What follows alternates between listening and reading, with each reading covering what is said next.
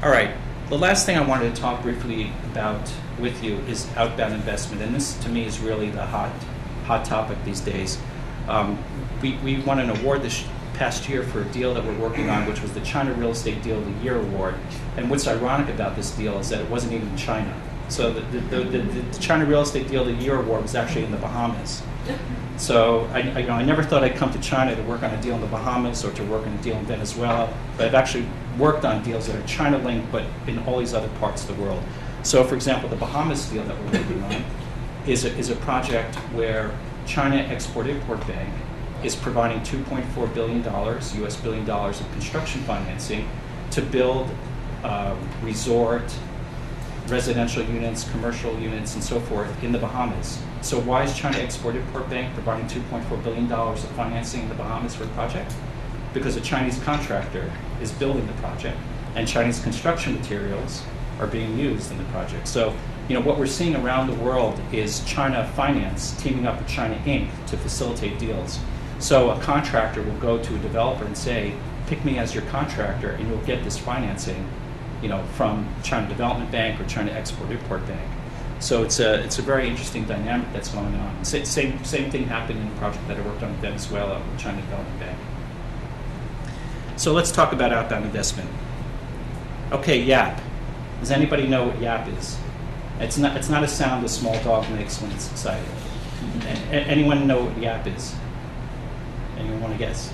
Chinese version of YAP. No? YAP? This is YAP. It's this dot right here. So YAP is this dot right here. It's an island in the Western Pacific. It's 101 square kilometers, and it has a population of 11,000. Here's a proud Japanese. I'm not quite sure. So anyway, what does YAP have to do with all this? This little tiny speck in the Pacific. Well, there's a Chinese developer named Deng Hong, and he's proposed a development for YAP. 4,000 room casino and a golf resort, infrastructure improvements. The cost of the project is over $1 billion. There's not a traffic light in YAP, by the way.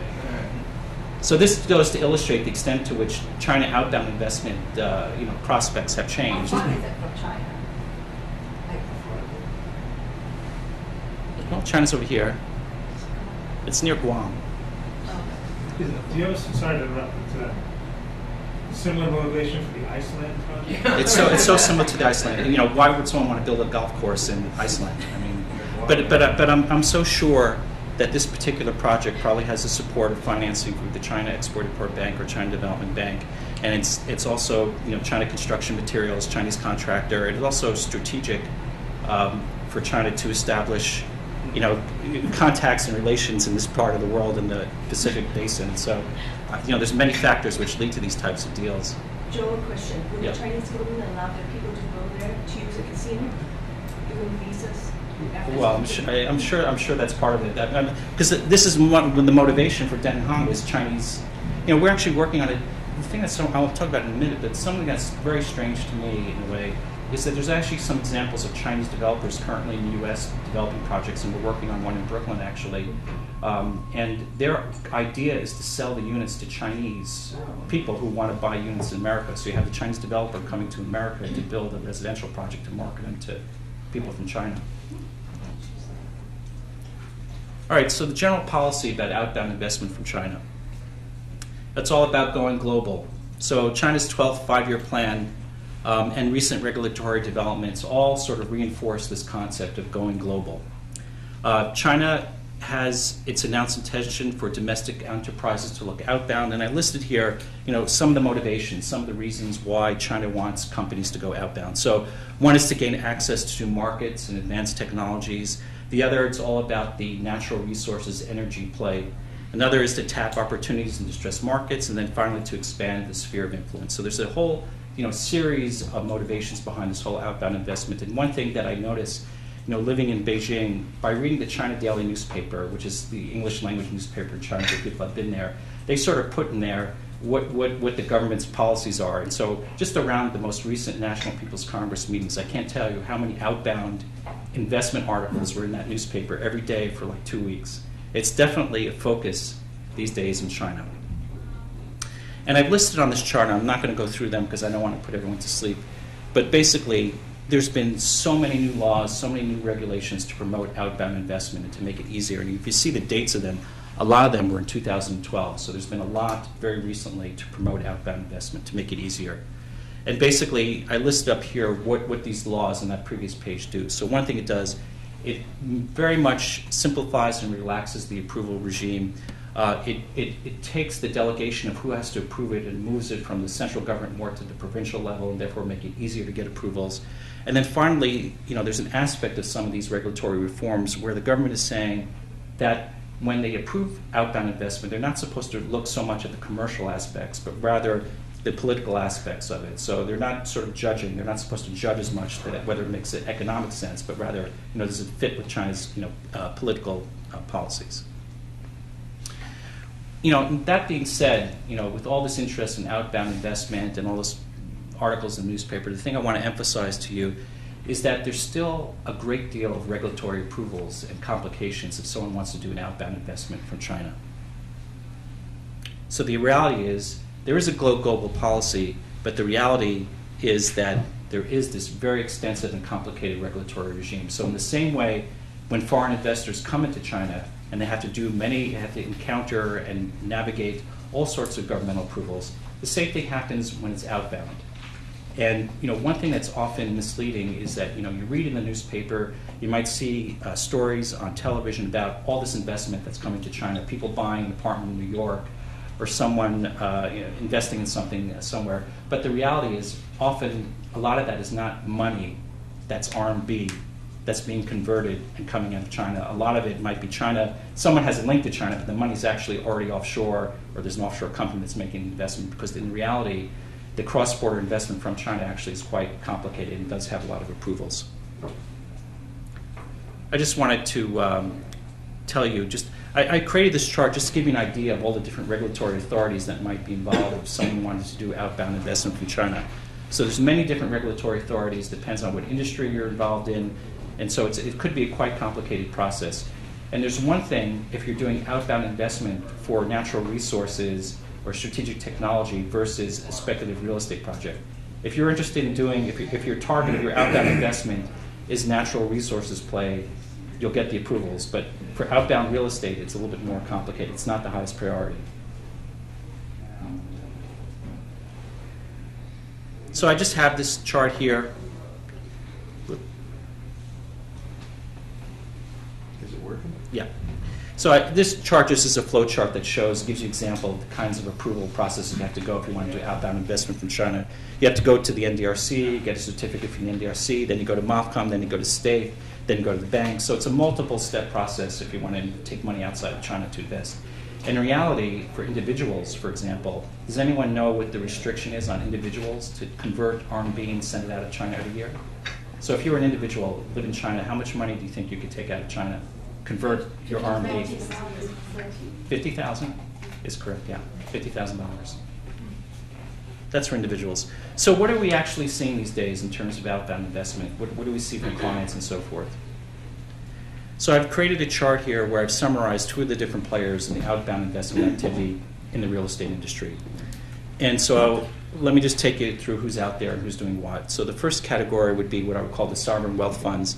And we're basically talking about three: the China Investment Corporation, the CIC, SAFE, the State Administration of Foreign Exchange, and the NSSF. So that's basically the complete universe of the real money that's actually going from China outside of China. And what these all have in common is that this is basically all the government. So all the issues of the approvals are not there. And so we actually work with all three. We've represented all three in their outbound investment activities. And we're not actually allowed to talk about individual deals that we've represented them on. But these are the three that are most, and these are the three that all the foreign funds want to meet when they come to Beijing. These are the ones that everyone wants to be introduced to. And this to me is the biggest source of the cross-border flow for real estate related. And the second biggest is actually the debt providers, the China Export-Import Bank and China Development Bank. These are the two largest right now. Second category of outbound investments is what I would call the emerging institutional investors. So the institutional base is not really there in China yet. We just have these sovereign wealth funds. But there are, I think coming in the next few years, some additional players that are going to be involved in the outbound real estate area. One will be the insurance companies in China. So they actually reformed the insurance law in China to allow banks to invest in real estate.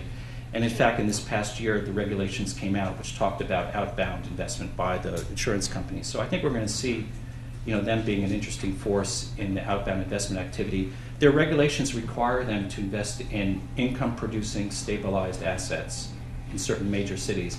And actually, in China, it's hard to find those assets because the way that buildings are developed in China is what's called strata title sales. So people will develop an office building, and some of those pictures that you saw of office buildings before, they may not be owned by any one party. They might be owned by 30 people, by 30 investors. So because the way that people develop properties in China, where they sell off buildings in pieces, means there's no institutional assets for people to buy.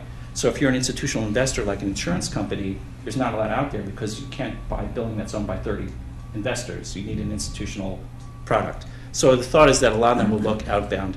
The other is QDIIs. I don't know if people have heard about qualified domestic institutional investors, but there are QDIIs that have been formed that are actually focused on outbound real estate investment. There's two, for example, that are focused on investing in REITs outside of China. So that's an interesting area, and there's increased emphasis on the QDII regime. PRC developers, that's another category. We're seeing some miscellaneous one-off deals here and there where you have the developers going around the world doing stuff.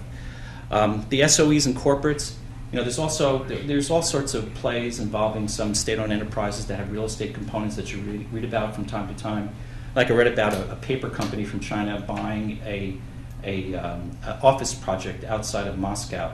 How something like that happens, I don't know, but those types of deals happen from time to time where you have these state-owned enterprises buying real estate components. Entrepreneurs, there's all sorts of entrepreneurs out there that are doing small deals. People have heard of EB5, for example. Have people heard about EB5? Yeah. The percentage of the EB5 investors that are China-related is just tremendously high. So there's a lot of entrepreneurs that want to take advantage of EB5 and doing all sorts of miscellaneous things. And then finally, this is the area the areas where I work the most are this one and this one, the debt providers. I just made a pitch to represent China Export-Import Bank on a deal in Africa, to build 3 hotels, some schools, some infrastructure, 3 loan facilities. These types of facilities are just unheard of anywhere else in the world because if you're talking about construction financing, and we're talking about loans that are from 1 billion to 2.5 billion, anywhere around the world it would be a syndicate of banks that would be doing the loan. There'd be 10 banks, 15 banks. These are all bilateral loans, one lender, one borrower. So they're quite interesting projects, but the debt providers are quite active. The last slide that I have here, this one's probably most interest to people that are very specific to the real estate industry, but I sort of listed up here the different types of deals that we're seeing in the market and which one of these players are doing which. Again, it's just quite interesting over the last 2 or 3 years how it's changed and how much activity we're seeing in terms of the outbound investment. That's about it. Joel, thank you.